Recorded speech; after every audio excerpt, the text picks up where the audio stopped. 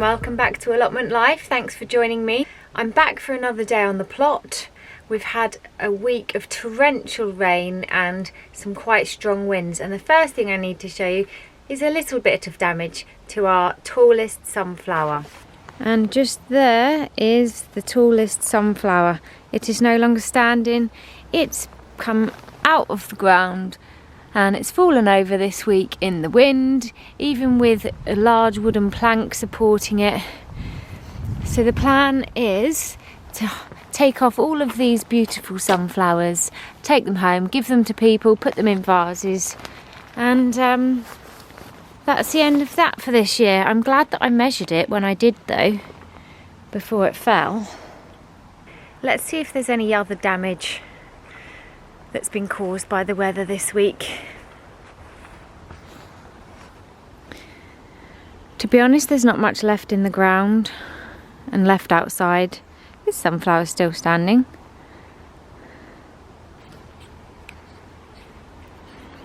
Yes, there's not much left in the ground to be damaged. Oh, let's have a look at our green manure. Green manure update. That is looking very good. Good coverage on that bed. Yes, it's starting. Fantastic. That's really good. I'm really pleased to see that the green manure has started to grow. That's only been in there a week or two, and I wasn't entirely sure what I was doing when I was sowing it. Okay, let's sort this sunflower.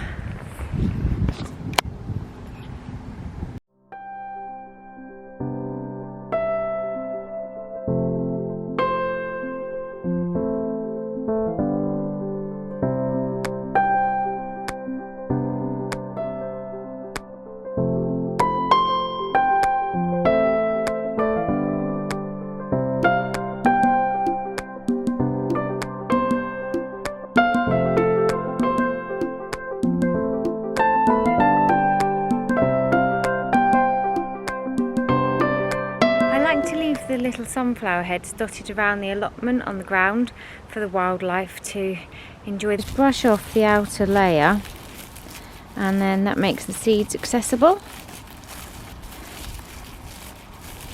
And I know squirrels love these, but I'm sure lots of other wildlife do as well. So I just leave that on the floor and the wildlife can find that when they're out for a snack. I do collect the seeds from my tallest sunflower and save them again for next year, because in my mind they've got good genetics to grow really tall, and I like to see how tall I can grow a sunflower each year. Whilst clearing up the sunflower, I've noticed that something has dug up a carrot, so I'll take that one home today and tuck that one back in. A nice bunch of sunflowers here that were saved from the tallest one that fell over. I've just picked these beautiful dahlias to take home. I really like this one. I've picked a nice little bunch of red dahlias and also some raspberries. I've just picked the last melon for the season. I'm taking all of the little decorative gourds home with me today so that we can give them out to friends and family.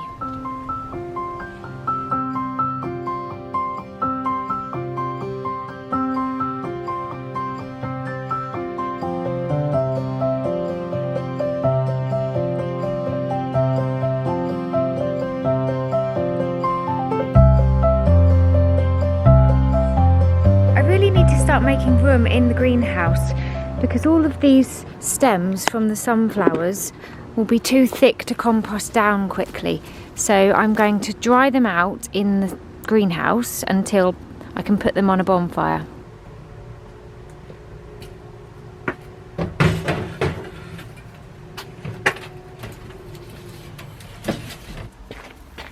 Hello. Hi. They can stay there drying. The cauliflower roots are drying nicely. I do need to get the tomatoes out at some point, but I feel I've started too many different jobs today and I need to finish those before starting a new one. And the next thing is to pack these into a bag.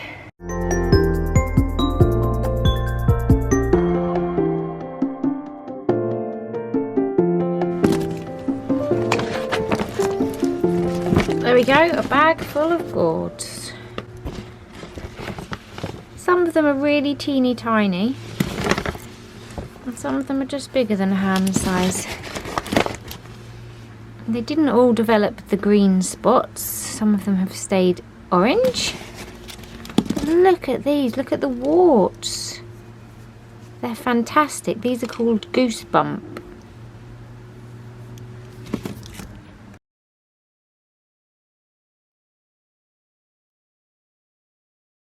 Mabel. Do you like that name? I'm glad that you do. You're going to sit and watch us do work on the allotment. Okay. Are we going to roll? That is very talented. Very skilled.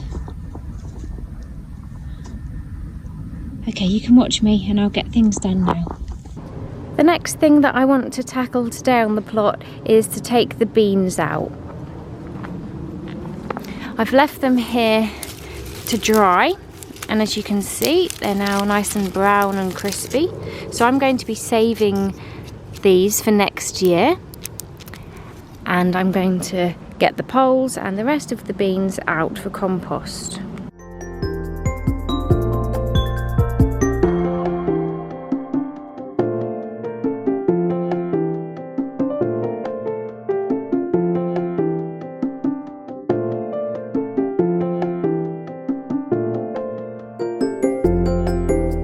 It's actually quite a fiddly job to do because they're all obviously tangled amongst each other and around the bean poles, and I've got the string holding the bean poles together. So to get them off without it all just collapsing down is a little bit of a challenge.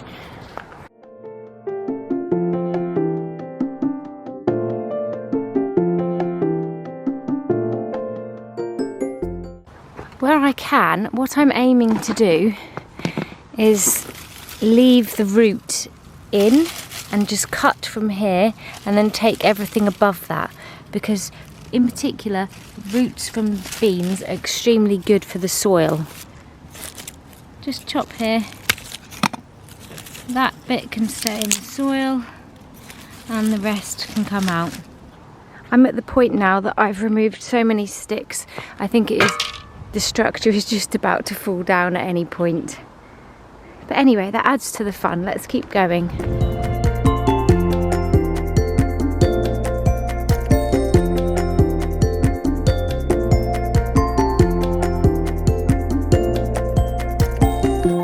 And just like that, they're out. It suddenly makes the allotment plot look really bare, especially now the wildflower bed's empty as well. I've left the roots in where I can so that they can help add nitrogen to the soil and do good things. And the rest of it I've added to my compost bed over there. We use 6-foot bean poles and that's what works best for us. Some people say you should use 8-foot, and we tried that in the first year. However, as I'm only 5 foot tall, I couldn't reach the beans at the top to harvest them, and it just seemed a bit impractical, especially as the beans grow up above the height of the poles anyway. So we've stuck with 6-foot poles pushed into the ground, makes them 5 foot. Even if the beans grow an extra foot on that, we can reach them. So definitely work with what's practical for you and don't go for giant bean poles if you're not very tall. I've run out of time for today now, so I'm just going to pick some raspberries, pack up and come back another day. Thank you all so much for watching. Enjoy the wildlife camera footage at the end, and I'll see you again next week.